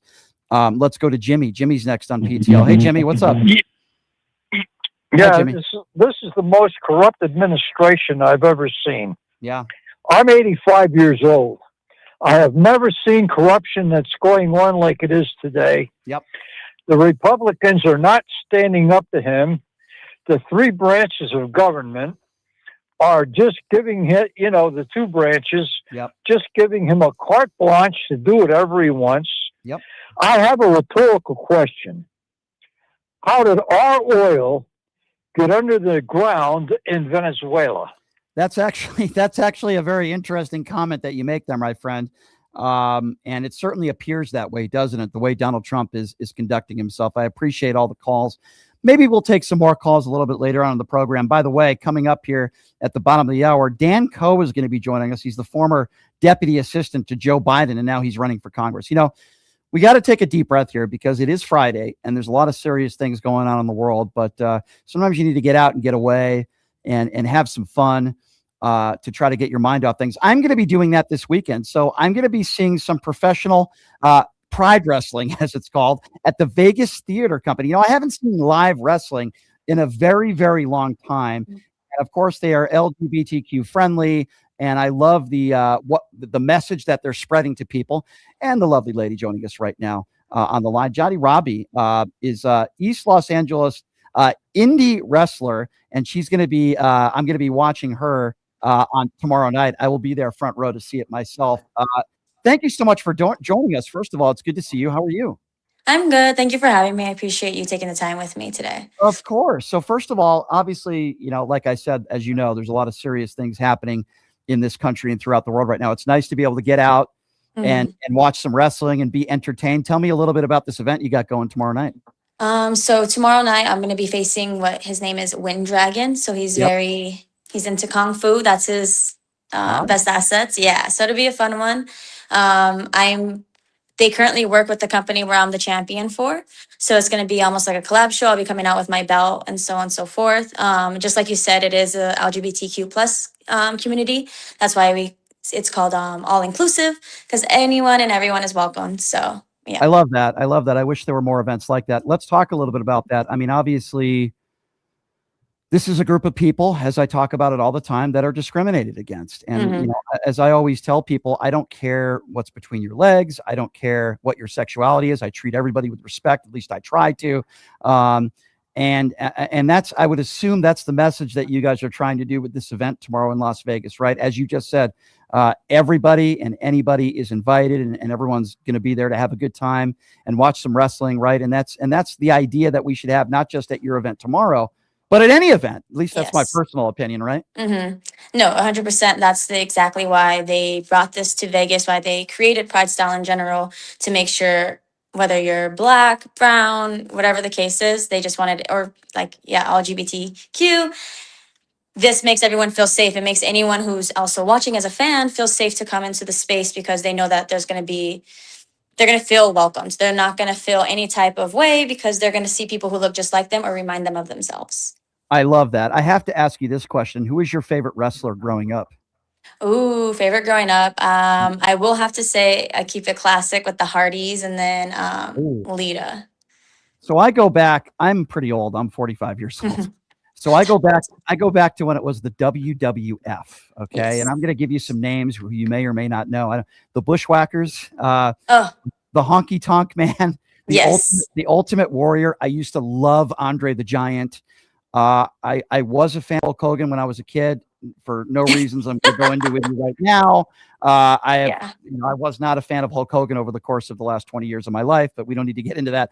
But there Mr. Perfect, that's another one. George the Animal Steel. I don't know if you remember George the Animal Steel. That guy was awesome. I don't. I used to love the WWF, and as a kid, and people don't. And by the way, one of my favorite movies, Mickey Rourke, the wrestler. I don't know. Oh, yes. Classic one. That's a good one. Do you watch a lot of wrestling on TV? No, not so much anymore. Just because I'm in the business, I like to keep up with it to an extent, but I'm not watching it during the week or anything like that. It's more of like homework for me if I need to watch it. Were you someone that was brought up and like you watched martial arts, you watched boxing fights? I don't know if you watched any of the Tyson fights. I mean, that was a long time ago. You're younger than I am, but I mean, I remember it was like an event, right? With my family, we would all get the pay-per-view back in the day, and we'd watch that Mike Tyson fight. To an extent, even like some of the Mayweather fights were like that. Are you much into watching the boxing stuff or UFC? Yes, I watched it a bit here and there. I definitely didn't keep up with it. But yes, it was something, at least wrestling wise, we would get the pay-per-views for WrestleMania and stuff like that is what my Yeah. family would do. So people are asking me on the chat how to get tickets for this event tomorrow night. Oh, What time it starts? Do you know how many wrestling matches there are going to be? Can you give us any of that information? so it is sold out, but if they wanted to Oh. check it out, yeah, it is Wow. sold out. But they can go onto Pride Style, which is their Instagram or anywhere, searching that on Facebook, Pride Style Pro Wrestling. You can look at more information there because there's a show once a month, sometimes twice a month in Vegas Yeah. anyways. I was going to ask you a little bit about that because correct me if I'm wrong, but you are coming back to Las Vegas in April, right? Tell me a little bit about that.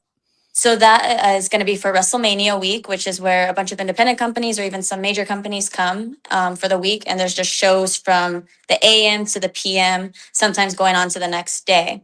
Yeah. And so it's a week of that. And it's going to be Pride Style mixed with West Coast Pro, mixed with plenty of other promotions, even Marvelous, which is a Japanese company.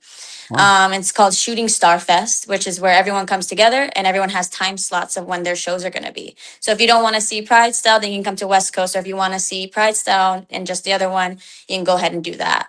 I love it. I love it. You know, I'm looking forward to going to an event where nobody's judgmental and everybody's just there to have a good time. You know, those are some of the most fun I have in Las Vegas. Yes. When I go to events like that, you know, where nobody's judging you. You could just be who you are. You know, I love that. You know, I just feel like we need more of that, especially now more than ever. Would you agree with that? 100%. That's exactly why I love being there, why I try to make it a focus of being on their shows consistently. I try to only put myself on shows where I feel included, as long as we're my friends if they wanted to come. So I agree 100%. Well, I can't wait to meet you in person on Saturday. I'm looking forward to it. I know it's going to be a lot of fun. I'm really glad that you guys are sold out. I didn't even know that. That's awesome. Yes. That means that the message you guys are putting out there is working and you're going to have a nice crowd to see it. And I will be one of those people. So, Johnny, thank you so much for being here. I really appreciate it. Thank you so much. I wish you luck in your match tomorrow. I'm not betting on it or anything. So, I just look forward to watching. Actually, I don't know if you knew this. You could actually bet on WrestleMania. Did you know that? Isn't that crazy? Yes, you can. That actually is insane. What are the odds of that?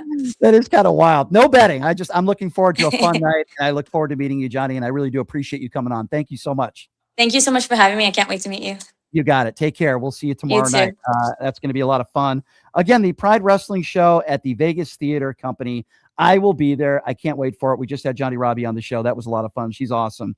And I'm really looking forward to it. Going back to the YouTube Super Chat, I know I missed a few people, so I'm going to go back to it right now. PJ on the YouTube Super Chat says, Philadelphia Sheriff Rochelle Bilal says ICE is fake law enforcement and she will arrest any ICE agent that breaks the law. No real law enforcement officer wears a mask. I completely agree with you.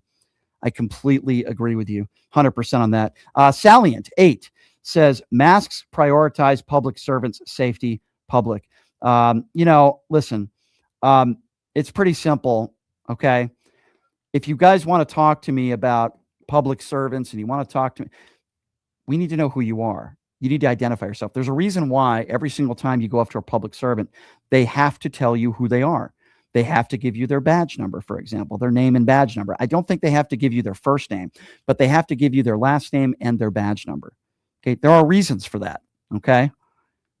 So we're going to be taking more in the YouTube Super Chat. Coming up next, we're going to take a quick break, but coming up next, this guy's been on the show before and he's running for Congress now. He worked in the Joe Biden administration. He was the deputy assistant to President Joe Biden. He was also the deputy director of the White House Office of Intergovernmental Affairs. And now he's running for Congress out of Massachusetts. The awesome Dan Coe will be joining us next. And obviously we'll be talking about Minnesota and his thoughts of what's going on with ICE throughout the country. Dan Coe joining us next. Take a quick break. Be back in a few here. You're listening to Pushing the Limits right here on KSHP. Hey, everybody. Are you struggling to find a pizza place that reminds you of Brooklyn? That true blue New York style pie?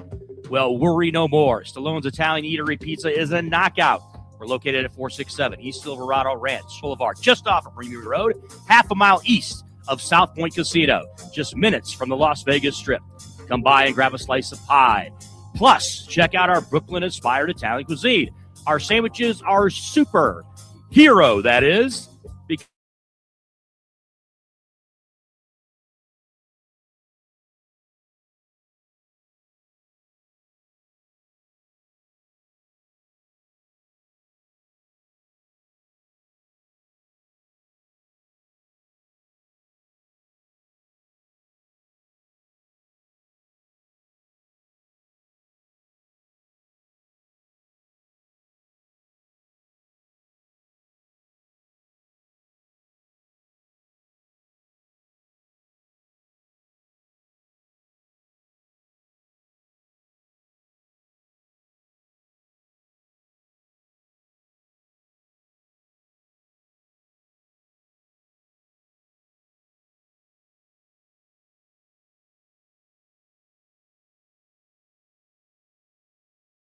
head over to unfuckamericatour.com to donate, because nobody else is coming to fix this mess. You are way too smart, way too talented, way too good to be where you are. You are meant to be making way more money, feel way hotter in your and having way more fun. Hi, I'm Nicole Mitchell, and I'm a life coach. I help you get hotter and richer. If that is what you're looking for, you can find me at NicoleMitchell.com. My name, Nicole, is with a K, NicoleMitchell.com. You can reach out to me on my website or on Instagram, and I will be happy to be in touch and figure out what you're looking for and how I can support you in getting there. Who would have thought there'd be so many kids playing ice hockey in the desert? Jake Helb's Hockey Foundation and the Las Vegas Ice Warriors, founded by Gina Yusufzai 8 years ago, made it possible for families who can't afford the equipment and fees. Donate today at www.hockeyforkids.org and help us continue making a difference. Join us in supporting Jake Helb's Hockey Foundation and the Las Vegas Ice Warriors, where every kid gets a shot at the starting line. Just a reminder, our website is www.hockeyforkids.org. All right, welcome back. It is Pushing the Limits, wrapping up a Friday of what has been a very difficult week to report on some of this horrific news, particularly what's gone outside of Minneapolis, Minnesota. I always like to get different perspectives. And the guy joining us right now just recently announced that he is running for Congress out of the 6th District out of Massachusetts. Quite the resume as the former deputy assistant to President Joe Biden. And as I mentioned earlier, the deputy director of the White House Office of Intergovernmental Affairs. Dan Coe joining us right now on the show. Dan, it's great to see you as always. How are you? Always good to see you, Brian. Yeah, thanks so much for coming on. Love your commentary on all the national networks. I have to ask you this to start. I mean, what went through your mind when you saw the video of what took place in Minneapolis of this ICE agent shooting and killing this 37-year-old woman? What went through my mind is this is the America that we now live in. An America that's supposed to be free, one where American citizens should have the right to protest, should take exception to literally masked men on our streets harassing not only immigrants, but American citizens who are just exercising their right to protest. And it was bullshit. I mean, look, this is what happens when you start flooding the streets with people who are being rushed there, who don't even know why they're there. And then Zoom video emerges. It's very clear that this woman was not some, this was not some target of ICE. This was an American citizen. And their reaction after shooting her in the face was to call her a cuss word, a very incredibly disrespectful one, might I add. Mm-hmm. And that is the cavalier attitude, right? You would think that at the very least, if you just took someone's life, that you would express some kind of, significance of that in a way that was respectful of the humanity. And the fact that that was his reaction just emphasizes the situation we're facing here as Americans. Completely agree, Dan. Speaking of reactions, what did you make? Literally, it seemed like minutes after the shooting when we found out about it, that you had Kristi Noem calling this 37-year-old woman a domestic terrorist. You had Donald Trump and J.D. Vance echoing that. What do you make of our leadership, or lack thereof, that have already made up their minds minutes after the shooting? The terrorism is this president who insists on terrorizing American citizens and our way of life. Our way of life is that we have every right to protest things that we disagree with, record people, make clear our objection. We are not, our loyalty is not to Donald Trump. Our loyalty is to this country and the Constitution. And the fact that they were mocked, and the fact that after what happened, people exercising their peaceful right to protest and have a vigil, that Republicans were retweeting it and mocking people is disgusting. By the way, Brian, this was on the heels of a candlelight vigil by Democrats about January 6th, a moment in which lives were lost who are protesting, as well as law enforcement, and an attempt to overthrow our government and our democratic system. Once again, mocked by mainstream. This is not fringe. These are mainstream right-wing people mocking the vigil. I can't think of anything less American, but this is normalized in our society that was barely blipped in mainstream media. That's why so many people are so frustrated by our democratic system right now. Yeah, and Dan, what can Tim Walz do? What can the mayor do? Because my understanding, and I'm sure you've heard this, is that Kristi Noem is blocking any opportunity for anybody locally to investigate this. Even people on the right. I mean, I was on OAN today, and I even had the host agree with me that there needs to be an independent investigation. But we know there's probably not going to be one. I mean, what can Tim Walz do at this point? I mean, here's the thing. Shouldn't there be an agreement from both sides of the aisle when an incident happens? Body cam footage should be released as soon as possible. Right? There's no process in terms of like it's either a video footage or not, right? You're not altering it, like whatever it is. Maybe you blur some of the more heinous parts of it. I get that, but it should be out already. And the fact that there is blocking of the investigation and cooperation from Walz and Mayor Fry. I was, as you mentioned, I was the deputy director of intergovernmental affairs. Our goal was to make it as easy as possible for local electeds to work with the federal government. That was my entire job. And I talk to elected officials around the country now, and they tell me that they don't even know the name of the person in the White House who they should reach out to when they need help. That is the difference between this MAGA administration and a Democratic administration. By the way, and a Republican administrations in the past. Like I've known directors of intergovernmental affairs who worked for George W. Bush and others. They are not like this. So I'm not lumping every single Republican to this bucket. This is a MAGA agenda, one that does not take into account any other's opinions but themselves. That's the disgusting part about this. And it's fundamentally poor government. And that's something that I just take personally as someone who's seen good government work so often. Right. If you're just joining us, he is Dan Coe, worked in the Biden administration, and now he's putting his name in the hat, running for Congress out of Massachusetts 6th District. And certainly I support his run, and hopefully we'll get him on board in Congress. Dan, I didn't even mention Venezuela with you. And it's like there's so much that has happened here in the last week. Under normal circumstances, this would be the biggest story of the year, right? Going into Venezuela, what I would consider kidnapping the president. We all know that Maduro's not a good guy. Okay, fine. And going there to steal oil. That's really what this is all about. Over 100 people have lost their lives. What do you make of this mess? Donald Trump made a very clear deal with the oil executives. And this is not me projecting. This is what you can see. Just Google it. He said, raise me $1 billion and I will kill the best climate legislation and the largest climate legislation in the history of our country, the Inflation Reduction Act, and I will give you payback.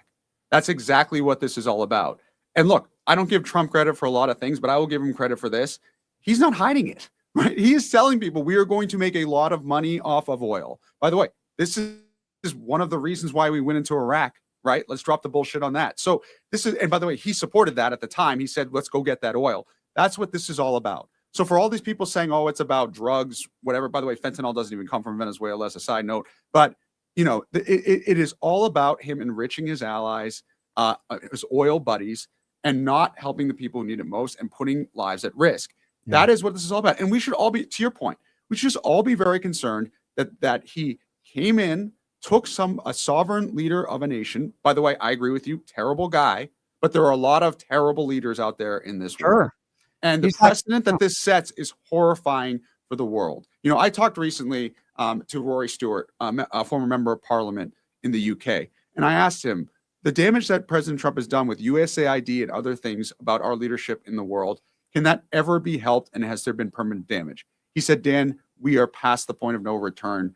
America will never have the reputation of a global leader as it once did. There's nothing you can do about it in your lifetime or mine. That's what we're facing here with this president. Permanent damage done to the legacy of America as a beacon of hope, as an example for the world, and as a world leader. And that should shake everybody.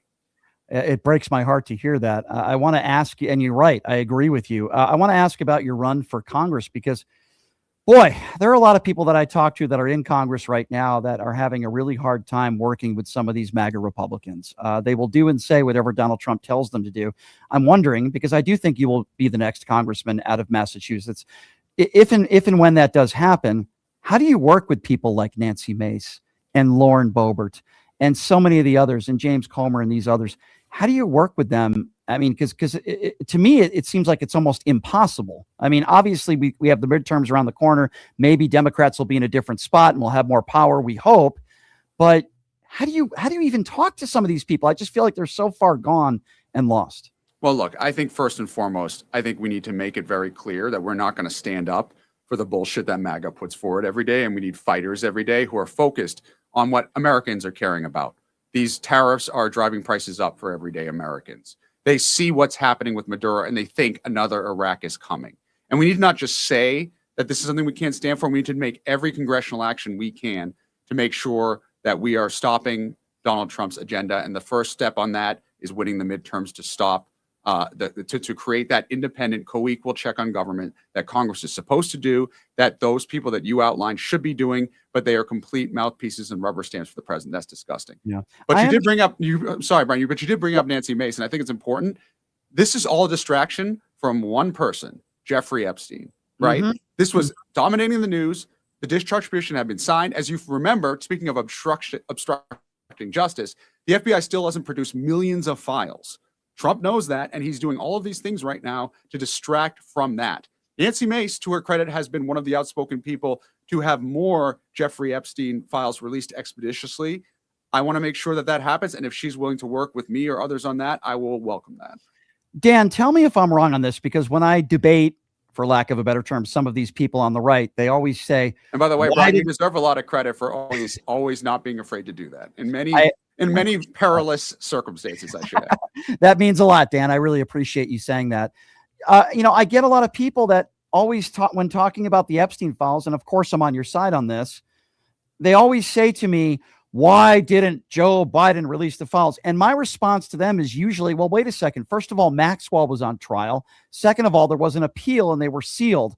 Can you give me some specifics there? Because it's exhausting having to repeat this to all these people on the right, which is whataboutism anyway. But since you worked in the Biden administration, I would imagine you probably had some people on the right that have said that to you. What is your response to that? I would tell them in January of 2024, under the administration, the Southern District of New York released 924 different Epstein documents.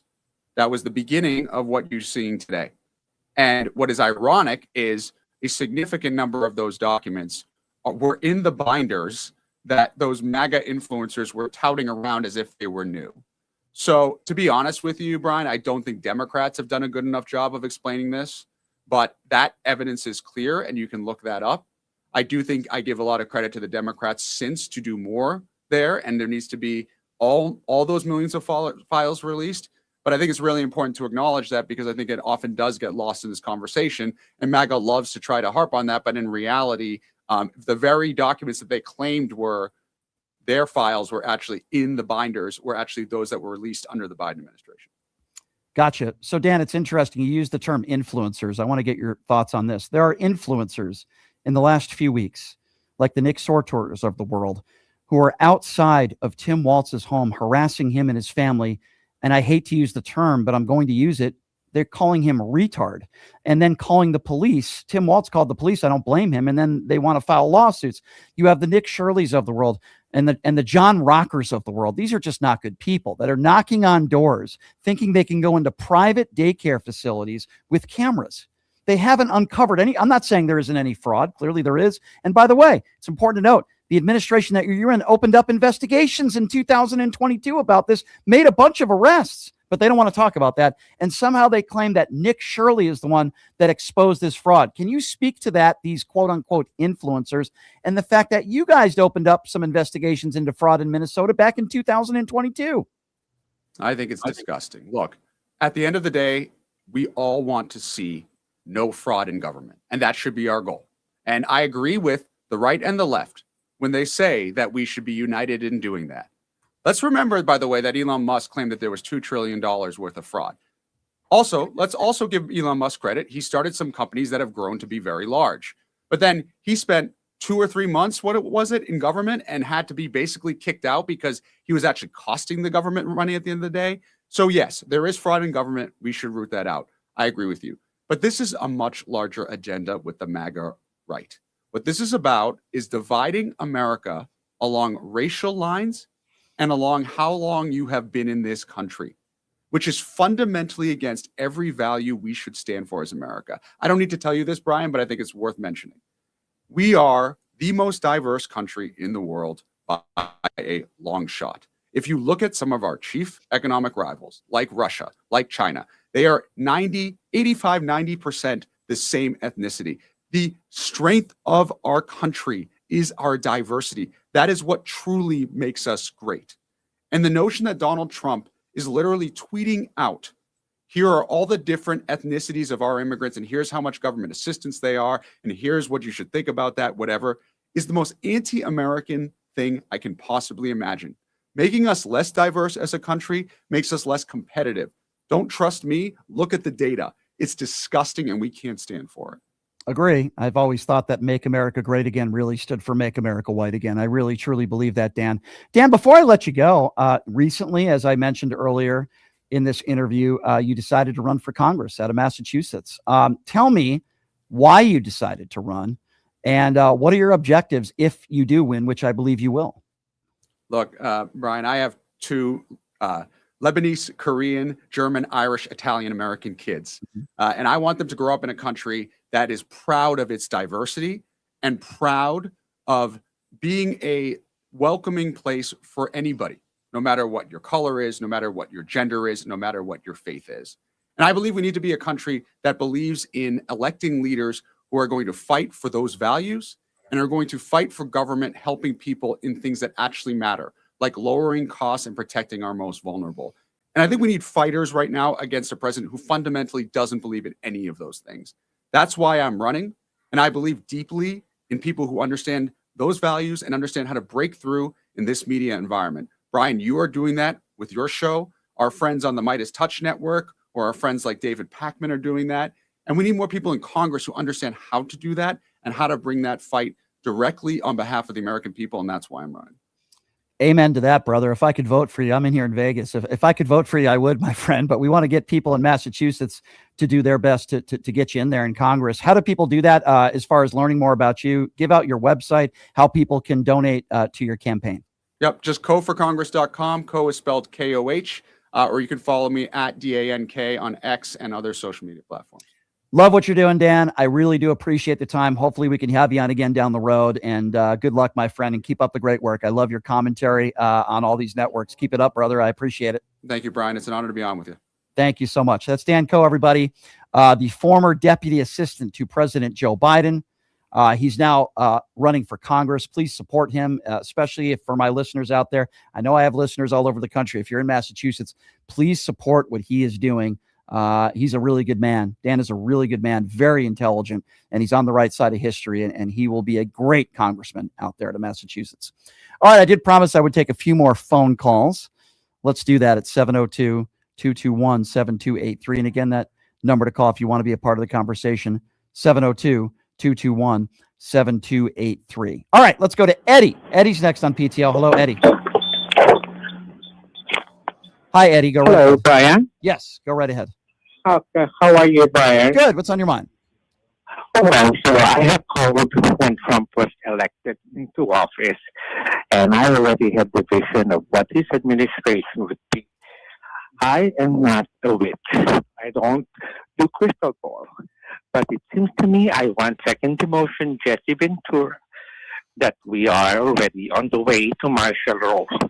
Because all of these states, California, Chicago, Minnesota, they are against the federal government. And this creation of chaos is the prelude to martial law. Well, obviously, Americans have to think about that. You're right. I listen. I want the American people to take what they got.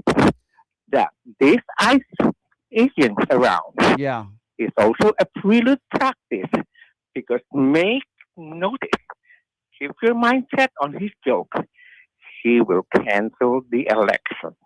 So, and that is what Eddie, happened to the Philippines. Eddie, you mentioned, and Eddie, you're right, and I appreciate your call. You mentioned martial law.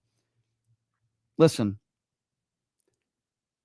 3 or 4 years ago, maybe even a year ago, when people made statements like that, I would have said, no, I disagree with you. I don't think we're headed towards that direction. You know, it's going to be a tough 4 years, but we'll get through it. People like you brought up martial law, and I didn't think you were correct. I was wrong. Some of you that call into the show use the term Nazi. You bring up Adolf Hitler. I said you were wrong. I'm not so sure you're wrong anymore. I see what he's doing with ICE. I see what he's doing with our military and trying to abuse his powers of trying to take over other countries and stealing oil that isn't ours and allowing ICE agents all over this country, not even identifying themselves with minimal training. I think I trained more and had more lessons on how to drive a vehicle than ICE agents have trained. So I'm not going to say you're wrong anymore. We could be headed in that direction. I hope we're not. We could be. Eddie, I really do appreciate your call, my friend. I really do. And I respect your opinion, and I don't think you're wrong, and I would not maybe have said that a year ago. This is far worse than I thought it would be. I knew it'd be bad. I didn't think it'd be this bad. Let's go to CJ. CJ's next up on PTL. Hi, CJ. Hey. What's going on, man? Well, yeah, I mentioned Eva Schloss. She passed away Monday. And this has to do with kind of with what he just said on the air, but also with what the candidate Dan Coe was talking about. But Yep. Go ahead and lower your radio because I hear it in the background, and that might be confusing you a little bit. Yeah, but there you go. All right.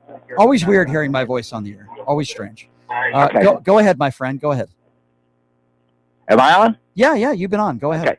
I was like, anyway, a woman named Eva Schloss passed away in this Monday at age 95. Correct. Yep. And she was a Holocaust survivor, one of the last ones remaining. And she's the stepsister of Anne Frank. Yes, that Anne Frank, as in the diary. Yep. But here's what a lot of people don't know about her. Back in January of 2016, she was among several Holocaust survivors who were saying back then that what Trump was doing to rise to power reminded them of how Hitler did it. Yeah. Yep. What he was doing. Correct. Yep. People need to read their warnings. That was published in Newsweek. Some of them were published in Newsweek. Some were published elsewhere.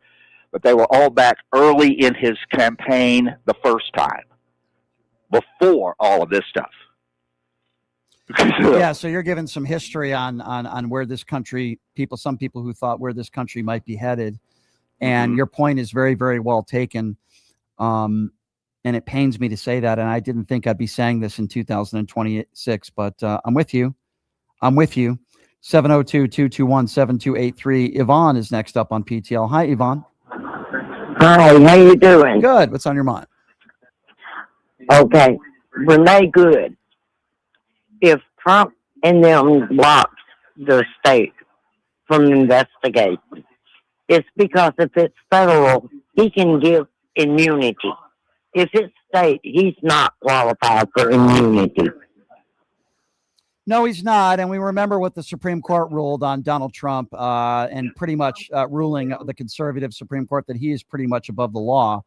But we know this for sure. And what J.D. Vance said yesterday is completely factually inaccurate, basically using the term immunity for these ICE officers. That could not be further from the truth. It's one of the most ridiculous. And listen, J.D. Vance has said a lot of ridiculous things. It's one of the most ridiculous things I've ever heard from J.D. Vance, thinking that because you're an ICE officer with 47 hours of training, that gives you the right to execute people, that there are no laws, that there are no rules. I mean, everyone says how smart J.D. Vance is on the right. I don't think he's very intelligent at all. I think he's a dumbass. That's my personal opinion. Well, I think they're all insane. Yeah, it's psychotic, insane, dangerous. I mean, use any word you want, but yeah, absolutely. I'm 75 years old. Oh, well, God bless you. And all I know is Donald Trump is walking in Hitler's footsteps. I'm not going to say you're wrong. I would have said you were wrong a year ago, my dear. I am not going to say you guys are wrong anymore.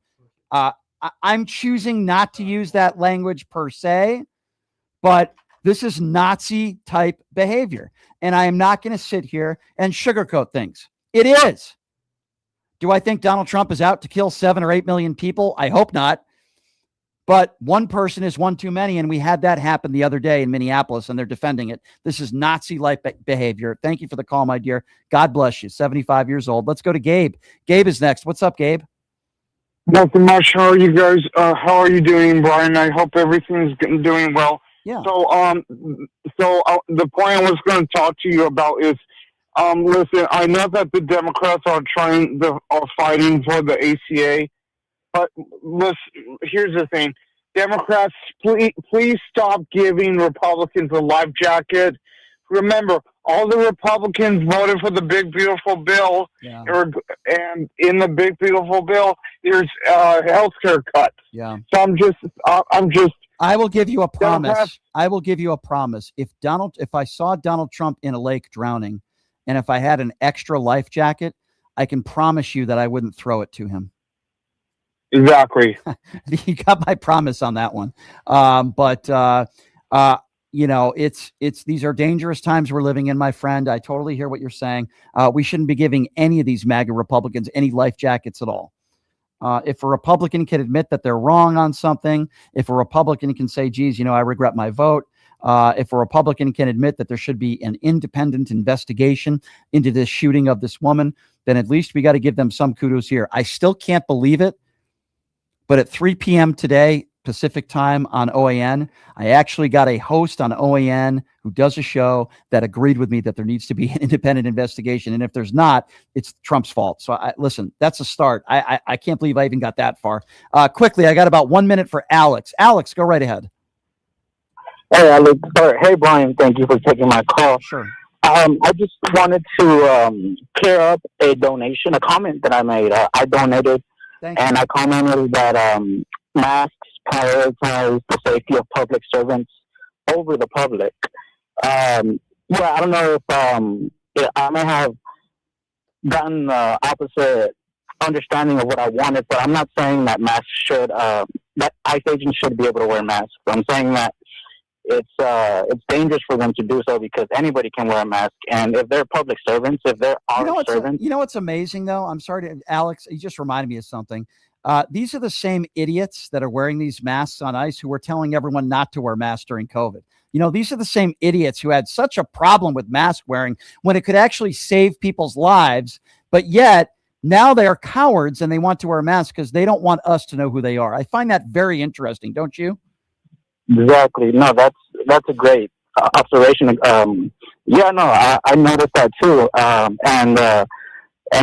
think that's a very salient point to make when having these discussions. Alex, I'm sorry to cut you off, Alex. My apologies. I want to continue the conversation, but we're up against the clock here. The show's almost over. So, Alex, please call back again on Monday, and that goes for anybody else that called towards the end of the show. We'll take some more phone calls on Monday.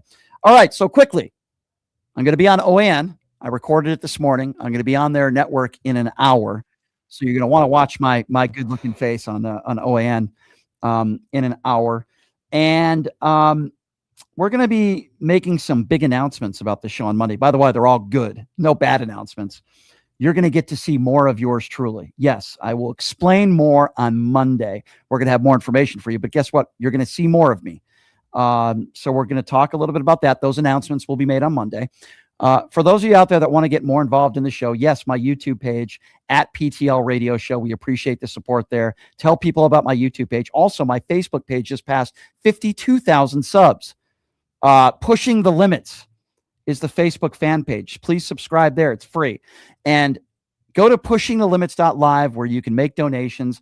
A one-time donation, a monthly donation, $5, $10, $20 a month, whatever you can afford, we appreciate because you are supporting independent media and you help us keep the lights on. Again, take 2 minutes of your time, pushingthelimits.live. You'll see a little button there in the middle of the screen that says donate. We appreciate all your support. I love you guys very, very much. We're going to be on the right side of history, and we're going to get through this together as a PTL family. Have a great weekend. We will see you on Monday. I love all you guys, and you're going to be really excited to hear some new information about the show on Monday. Take care, everybody. Hey, everybody. Are you struggling to find a pizza place that reminds you of Brooklyn?